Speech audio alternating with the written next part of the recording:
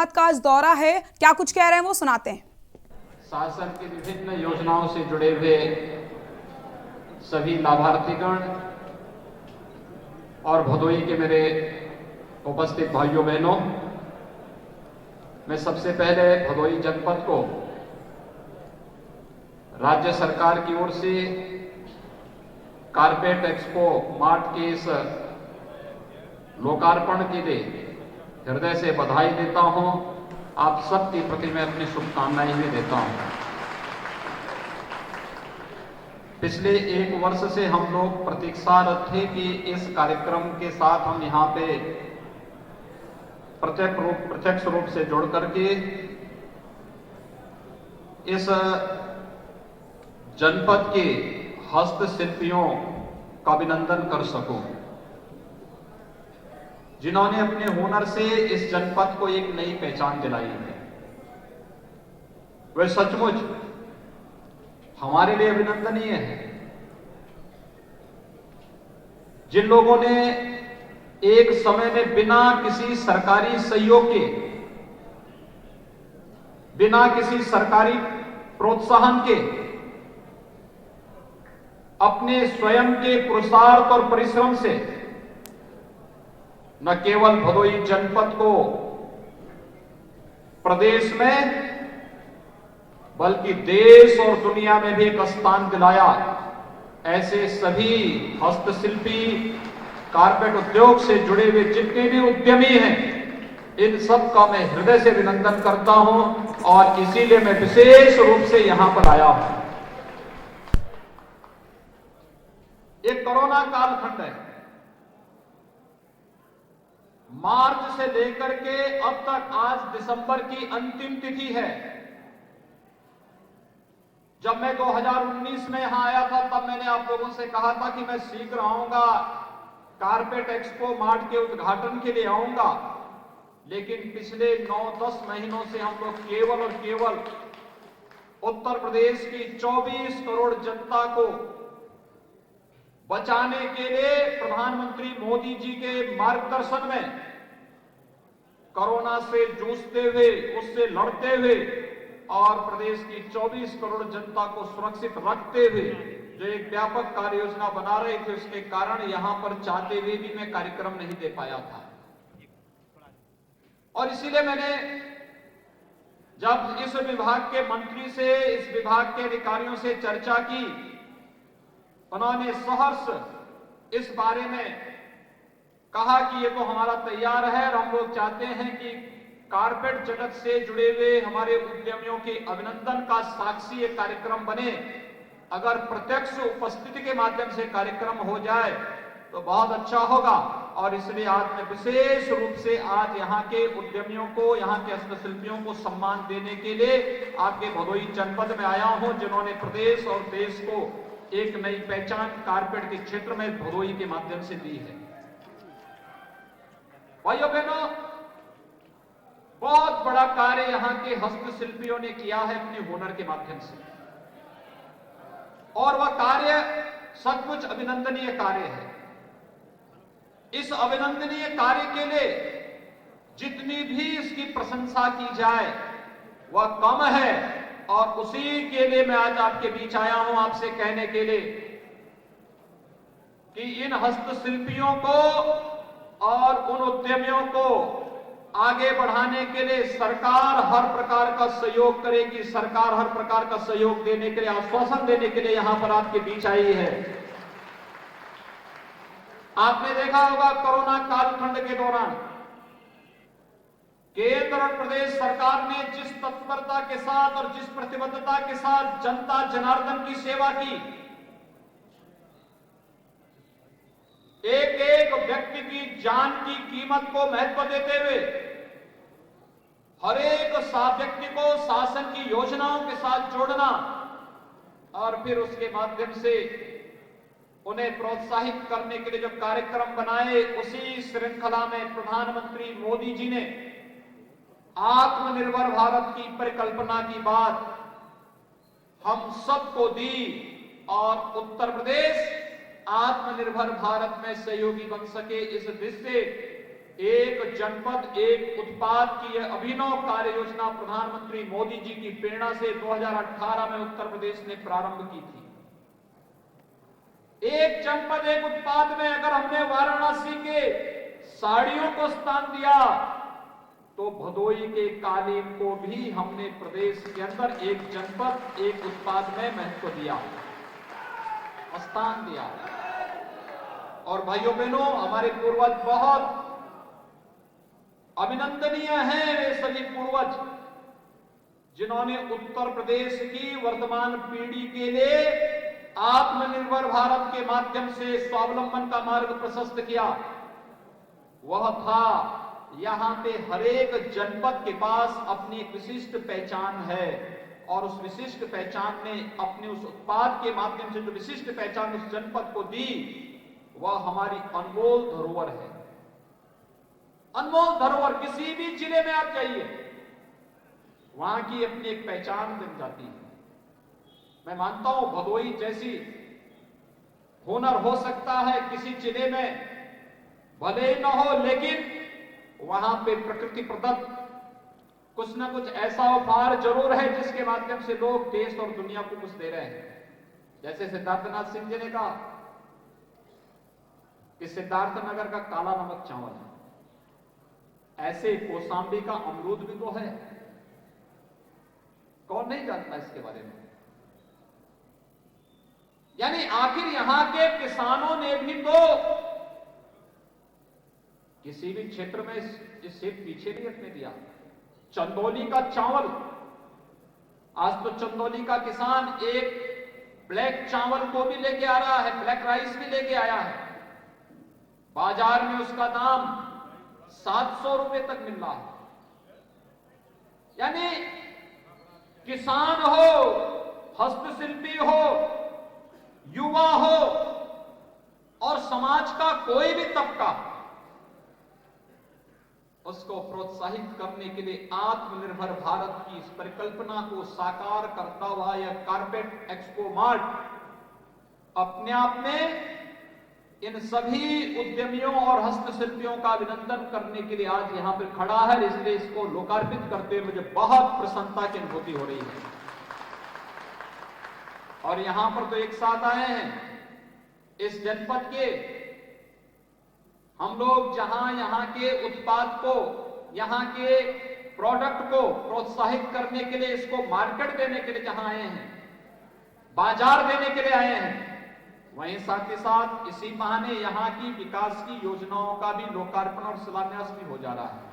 हमारे सांसद, हमारे विधायक जी ने, श्री रविंद्रनाथ त्रिपाठी जी ने, श्री दीनानाथ भास्कर जी ने, श्री रमेश चंद्र बिंद जी ने यहां के विकास के लिए जो कार्य योजना बनाई, कहीं सड़क, कहीं पुल, कहीं चिकित्सालय, कहीं विद्यालय, कहीं ITI, कहीं पॉलिटेक्निक, कहीं पर पशु चिकित्सालय, कहीं पेयजल की स्कीम, कहीं पर कुछ ना कुछ ऐसा कार्य जिससे यह भदोई जनपद जो यहां का परंपरागत हुनर है, इसके साथ साथ विकास की प्रक्रिया का हिस्सा भी बन सके। और विकास की प्रक्रिया के हिस्सा बनने के लिए ही लोकार्पण और शिलान्यास की इतनी योजनाओं को एक साथ, लगभग 200 करोड़ की परियोजनाओं का लोकार्पण और शिलान्यास एक साथ भदोई जनपद को आज प्राप्त हो रहा है। भदोई के भाइयों बहनों, मैं इसके लिए अपने सांसद जी को, विधायक, दोनों लोकप्रिय विधायकों का हृदय से इन्हें बधाई देता हूं। आप सबको भी बधाई देते हुए आपका अभिनंदन भी करता हूं, क्योंकि ये कार्य करने में जनप्रतिनिधि इसलिए सफल हो रहे हैं क्योंकि आपने इन्हें चुना, आपका जो समर्थन इन्हें है, इसलिए लखनऊ आकर के योजनाओं को इस धरातल पर लाने में सफल हो जाते हैं। विकास की प्रक्रिया के साथ आपको जोड़ने में सफल हो जाते हैं। विकास में जनपद पिछड़ने न पाए, इसमें लोग सफल हो जाते हैं। बहुत सारी संभावनाएं हैं और उत्तर प्रदेश तो असीम संभावनाओं वाला प्रदेश है, असीम संभावनाओं वाला प्रदेश है। आपने देखा होगा दीपावली के अवसर पर हर घर में मिट्टी के दीप और गोबर के दीप जलाए गए। ये अब चीन से नहीं आए, यहीं के कारीगरों ने इसको बनाया, पैसा भी यहीं गया, उसके जीवन में खुशहाली आई। और जब अब मिट्टी और गाय के गोबर से बने हुए दीप जब घर घर में चले तो लक्ष्मी गणेश जी का प्राकट्य स्वयं हर घर में हो गया, इसलिए तो खुशहाली आ रही है।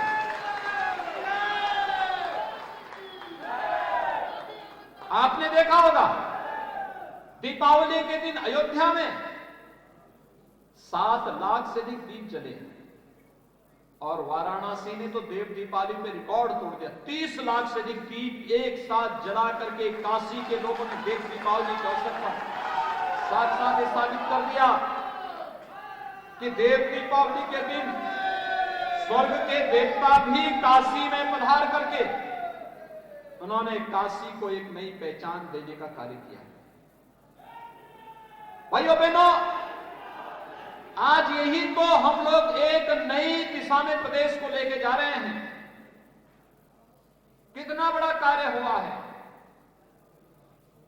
हर एक क्षेत्र में यह देश 1947 में आजाद हुआ था। 1947 से लेकर के 2014 तक इस देश के अंदर सरकारें क्या कर रही थी? आखिर गरीबों को मकान तब क्यों नहीं मिल रहे थे? गरीबों के लिए शौचालय तब क्यों नहीं मिल पा रहे थे? गरीबों को बिजली के कनेक्शन और रसोई गैस के कनेक्शन तब क्यों नहीं मिल पा रहे थे? गरीबों को आयुष्मान भारत में 5 लाख रुपए का स्वास्थ्य बीमा का कवर क्यों नहीं मिल रहा था? किसानों को न्यूनतम समर्थन मूल्य क्यों नहीं मिल पा रहा था और किसान सम्मान निधि किसानों को क्यों नहीं मिल पा रही थी? क्योंकि उनके एजेंडे में किसान नहीं था, उनके एजेंडे में गांव नहीं था, उनके एजेंडे में गरीब नहीं था, नौजवान नहीं था, महिलाएं नहीं थी। उनके एजेंडे में तो जाति थी, परिवार था, मत और मजहब के आधार पर सामाजिक ताने बाने को छिन्न भिन्न करना ही उनके एजेंडे का हिस्सा था। वे भारत को मजबूत नहीं मजबूर बनाना चाहते थे और मोदी जी ने भारत को मजबूत भारत बनाया है। एक भारत श्रेष्ठ भारत की परिकल्पना को साकार कर रहे हैं प्रधानमंत्री मोदी जी। ये आत्मनिर्भर भारत भी इसी मजबूत और शक्तिशाली भारत का एक आधार है और इसीलिए तो आपने कोरोना कालखंड में देखा दुनिया की बड़ी बड़ी ताकतें लटक गई, पूरी तरह पस्त हो गई, लेकिन प्रधानमंत्री मोदी जी के नेतृत्व में भारत मजबूती के साथ कोरोना के खिलाफ लड़ाई लड़ा और मजबूती से लड़ाई लड़ने का परिणाम क्या है? सारी चीजें एक साथ आगे बढ़ती हुई दिखाई दे रही हैं और यहां के हस्तशिल्पियों और उद्यमियों ने तो कमाल कर दिया। भदोई के देश के अंदर 5,000 करोड़ रुपए का कुल कालीन एक्सपोर्ट होता है, यानी निर्यात किया जाता है दूसरे देशों में, और उसमें से अकेले 80% यानी 4,000 करोड़ रुपए का एक्सपोर्ट भदोई के द्वारा होता है। भदोई के उद्यमियों और हस्तशिल्पी भाइयों, मैं आपका अभिनंदन करता हूं। आपकी इस हुनर ने भदोई को एक नई पहचान दिलाई है। अकेले भदोई 80% इस निर्यात में योगदान देता है और भदोई के साथ ही अन्य जगह भी इसी प्रकार का आप देखेंगे। लगभग 7,000 करोड़ रुपए का ब्रास के आइटम मुरादाबाद के एक्सपोर्ट हो रहे हैं। आज इत्र बनाने के लिए नई तकनीक एक कन्नौज के अंदर, फिरोजाबाद अपने ग्लास की आइटम के लिए दुनिया के अंदर फिर से अपनी हुनर का लोहा मनवा रहा है।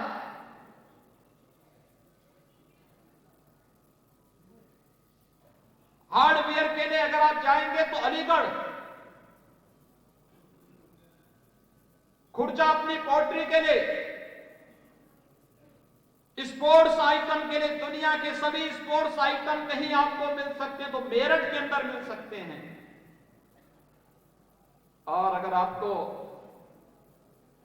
टेराकोटा के लिए देखना है तो गोरखपुर के कारीगरों की लोहा को, उनकी कला को सम्मान देने के लिए हर व्यक्ति लालायित होता हुआ दिखाई देता है। काष्ठ कला देखनी है तो सहारनपुर जाइए, क्या नहीं है उत्तर प्रदेश में।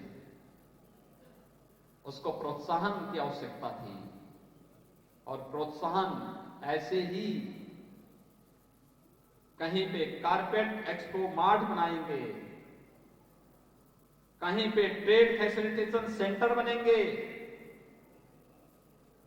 कहीं पर कॉमन सर्विस सेंटर बनेंगे और निर्यात प्रोत्साहन के साथ जोड़ करके अपने हस्तशिल्पियों के मुनाफे को कई गुना बढ़ाने का कार्य करेंगे। और यही तो केंद्र और प्रदेश सरकार वर्तमान में कर रही है। भाइयों बहनों, उद्देश्य एक ही है, हर एक चेहरे पर खुशहाली लाना, गांव के लिए भी, गरीब के लिए भी, किसान के लिए भी, नौजवान के लिए भी, महिलाओं के लिए भी।